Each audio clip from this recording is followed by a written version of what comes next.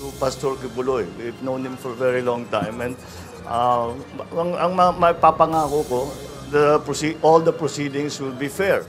Patas na paglilitis, ito ang siniguro ni Pangulong Ferdinand Marcos Jr. kay Apollo Kibuloy sa kanyang kinakaharap na kaso. Ayon pa sa Pangulo, walang dapat ipangamba ang religious leader na makikialam sa kanyang kaso ang Estados Unidos sa kanyang legal battle. Now, as to the involvement of the United States, malayo pa yan eh. That's going to take years. Yeah. So I don't think that's something he needs to worry about, quite frankly. Noong Sabado, naglabas ng pahayag si Kibuloy na handa niyang harapin ang kanyang kaso sa Pilipinas kung matitiyak ng pamahalaang hindi manghihimasok ang Amerika.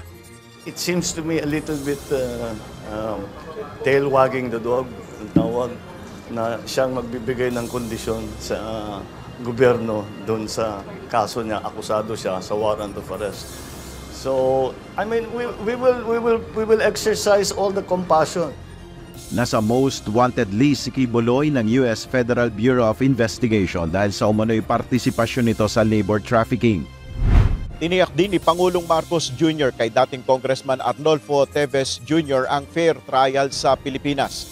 Muli rin binigyan din ng Pangulo na walang nagbabanta sa buhay ng dating kongresista. The same thing. Wala naman kami sa lahat ng mga sinasabi ni Arnie Teves na takot siya sa buhay niya. Wala kaming report na gano'n. Walang nagbabanta sa buhay niya. Si Teves ay wanted dahil sa kasong pagpatay kay Negros Oriental Governor Ruel Degamo at siyam na iba pa. Siya ay naaresto noong Marso sa Timor-Leste habang naggo-golf. Nel Maribuhok, UNTV News and Rescue, Diyos ang aming sandigan, serbisyo publiko ang aming pinahalagahan.